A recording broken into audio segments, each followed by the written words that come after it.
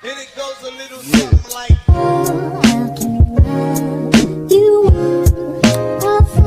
Assalamualaikum warahmatullahi wabarakatuh. Kami dari kelompok 5. Perkenalkan, nama saya Mila Cantika Sari dengan NIM 074. Saya merupakan pemateri pertama. Saya Azan Nabila, pemateri yang kedua. Nama saya Paragus Bella dengan NIM A1B1188073. Saya merupakan pemateri ketiga.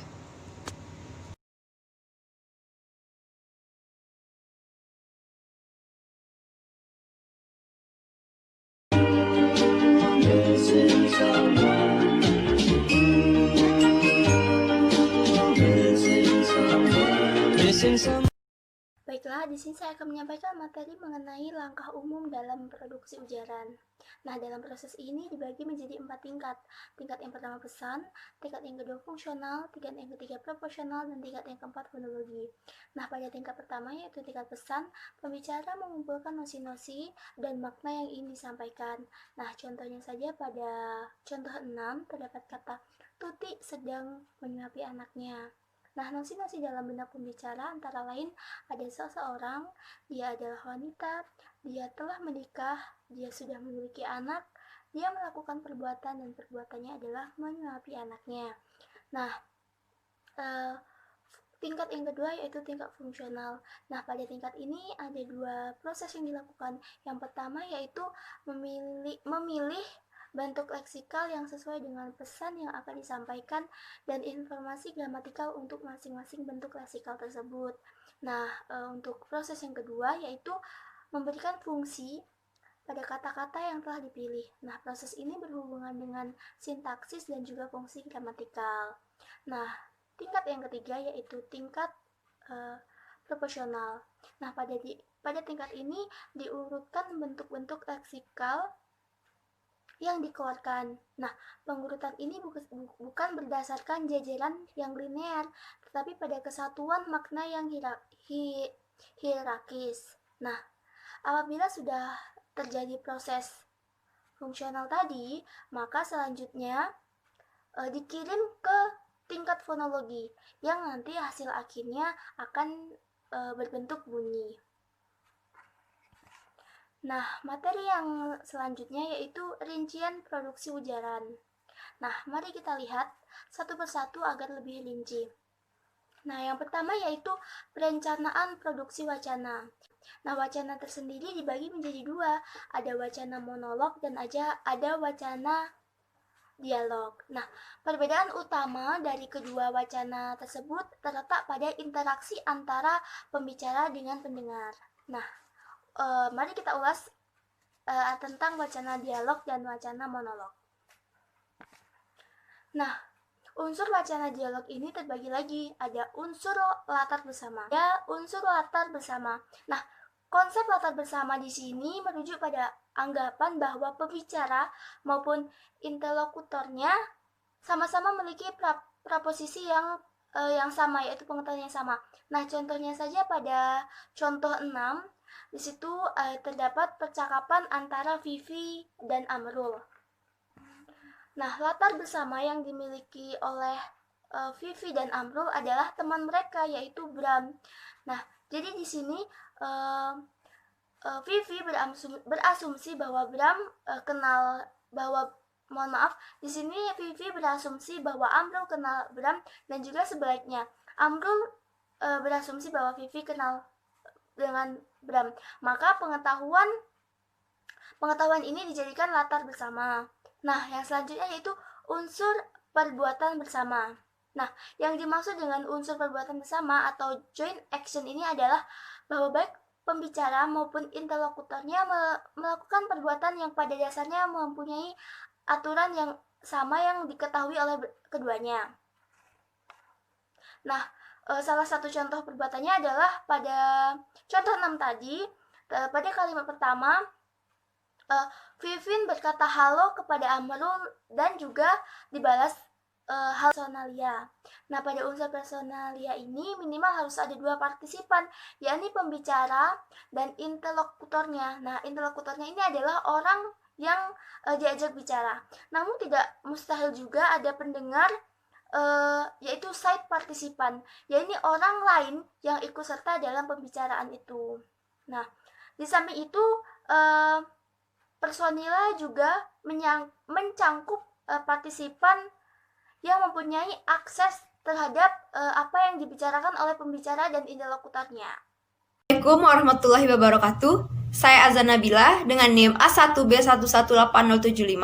Di sini saya akan melakukan presentasi dan melanjutkan materi dari rekan saya yaitu Mila. Unsur kontribusi. Kontribusi umumnya mempunyai dua tahapan. Tahapan pertama yaitu presentasi, di mana pembicara menyampaikan sesuatu untuk difahami oleh interlokutor. Dan tahapan yang kedua yaitu pemahaman, di mana interlokutor telah memahami apa yang telah disampaikan oleh pembicara. Selanjutnya yaitu struktur percakapan. Secara sepintas, orang mengira bahwa suatu percakapan adalah perbuatan verbal yang spontan yang keluar begitu saja pada saat berbicara, tanpa adanya aturan. Kalau hal ini benar, maka dapat dibayangkan bahwa dalam suatu percakapan pasti akan terjadi tabrak-menabrak dalam giliran berbicara.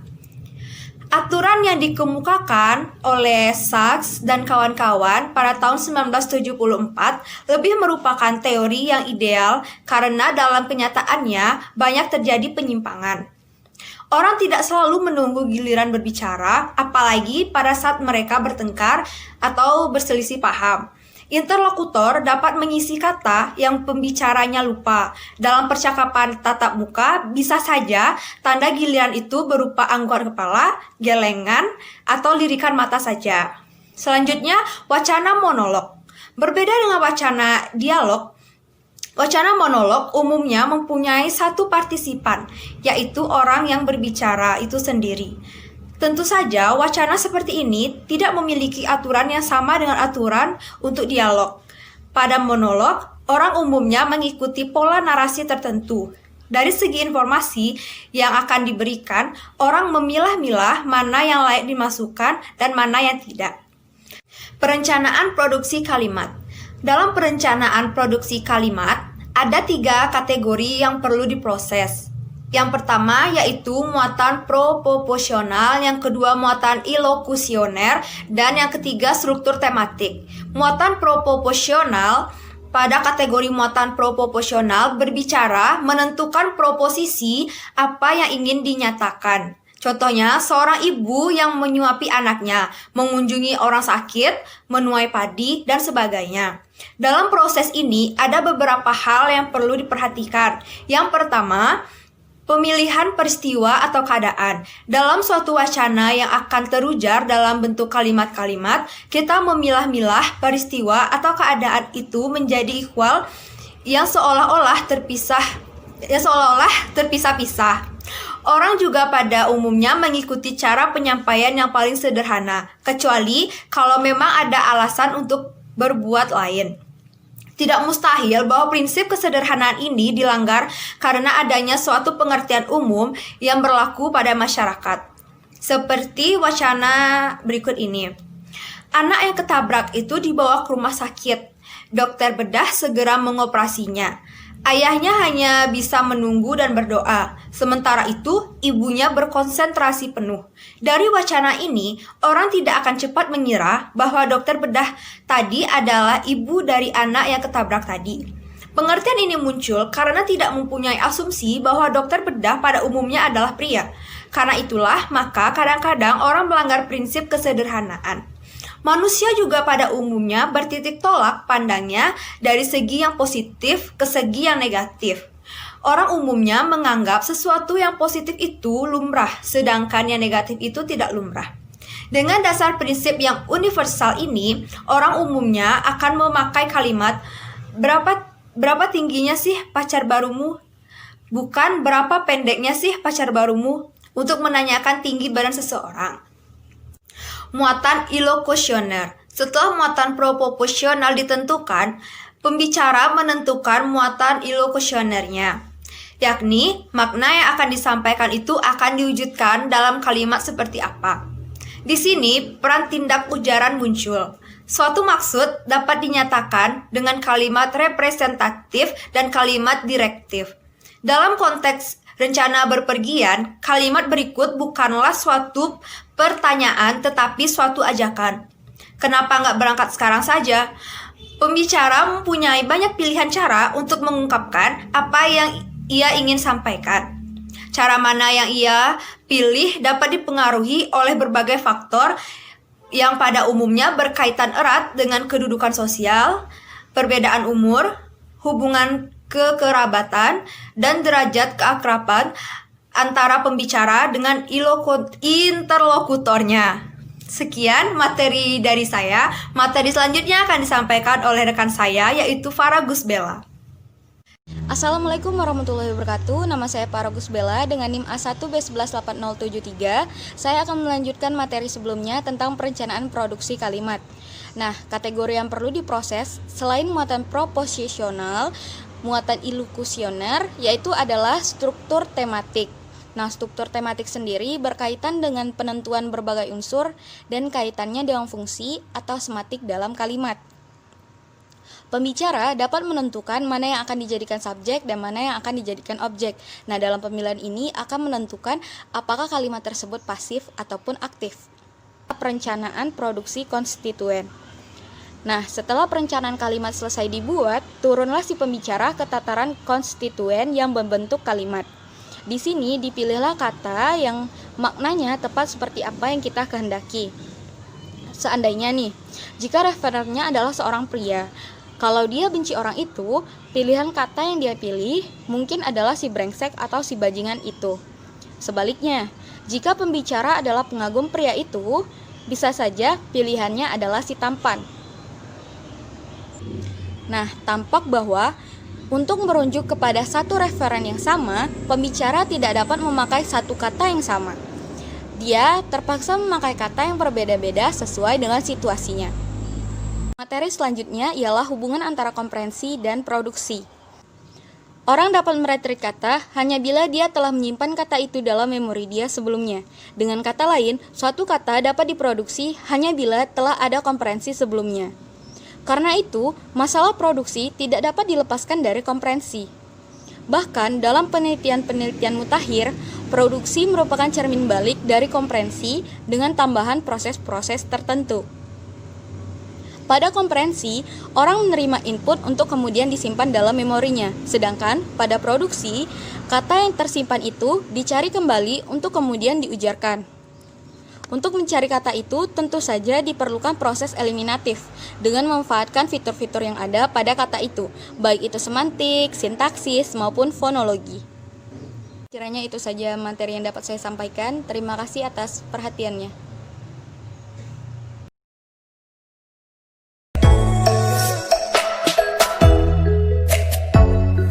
Selanjutnya masuk ke sesi tanya jawab. Saya akan menjawab beberapa pertanyaan dari teman-teman saya. Pertanyaan yang pertama yaitu dari Melanie Kogensya. Ia bertanya, struktur tematik berkaitan dengan penentuan berbagai unsur dan kaitannya dengan fungsi gramatikal atau semantik dalam kalimat. Berikan contoh kalimat yang mengandung unsur tematik. Saya sini akan menjawab bahwa ada contohnya begini. Hanya karyawan toko saja yang boleh masuk ke ruangan ini. Penekanan pada kalimat yang saya ucapkan tadi terdapat pada hanya karyawan toko saja. Bagian tersebut mempunyai penekanan sekaligus menyiratkan makna tematik kalimat tersebut.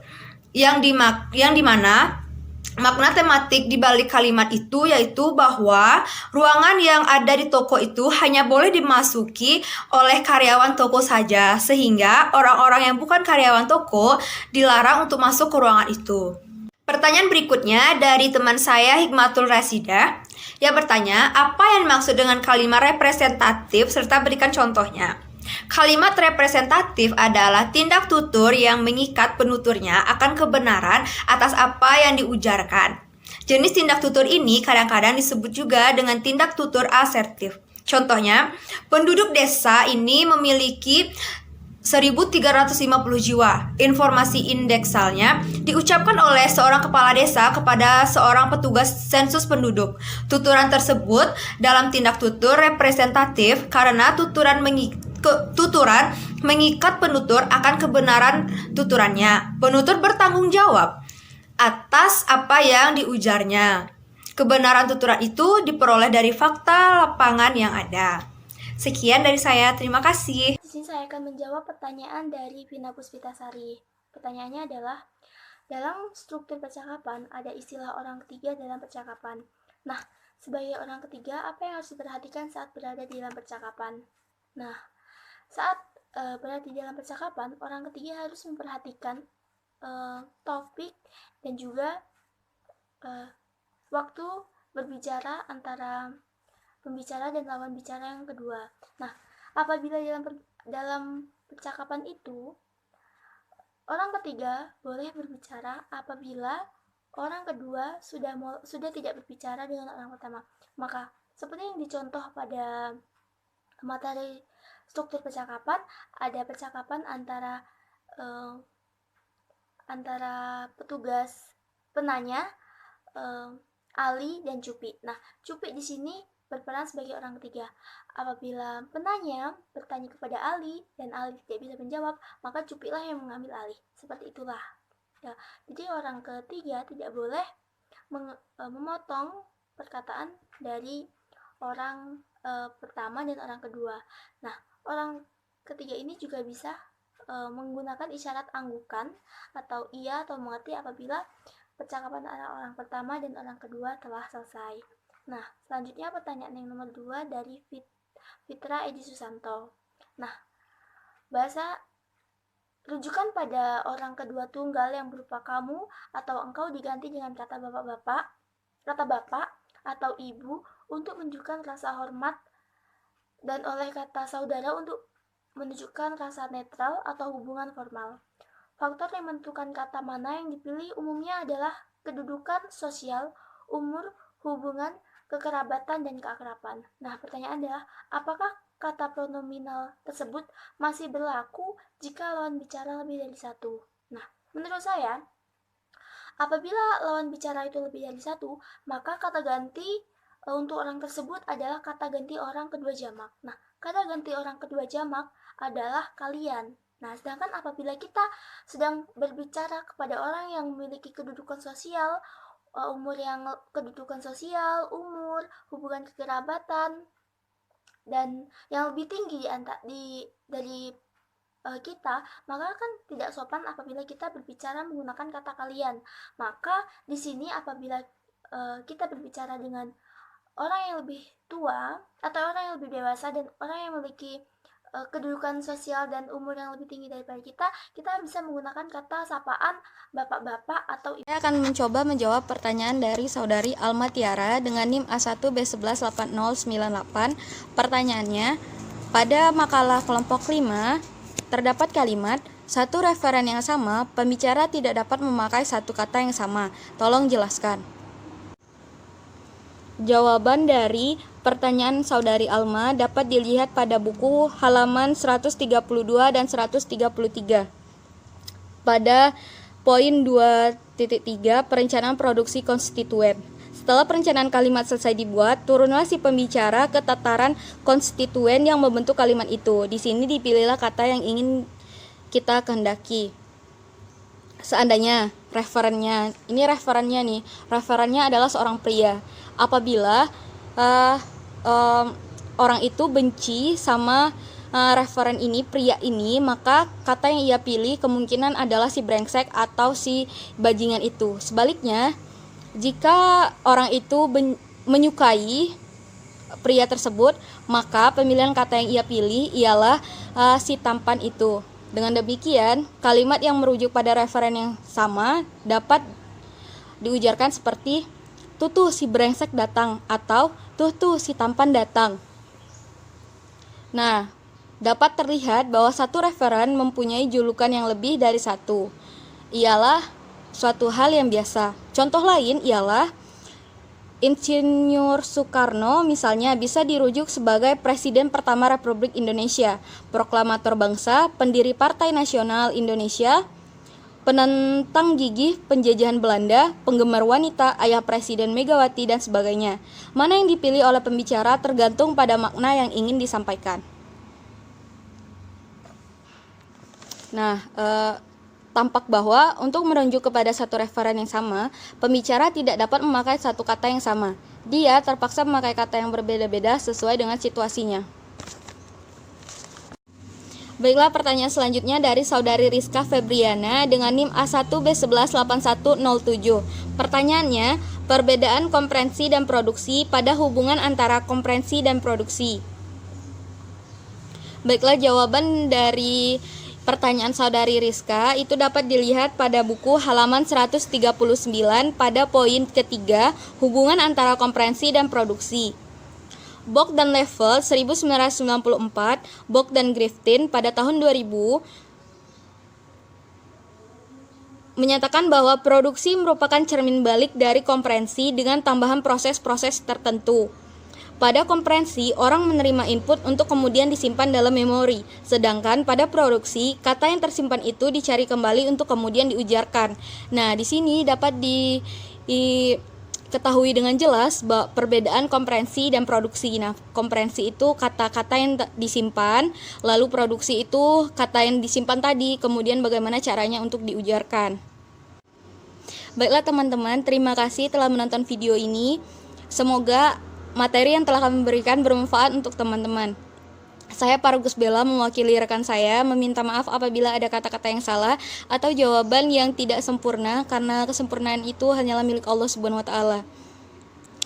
Saya akhiri dengan wabillahi taufiq wal hidayah. Wassalamualaikum warahmatullahi wabarakatuh.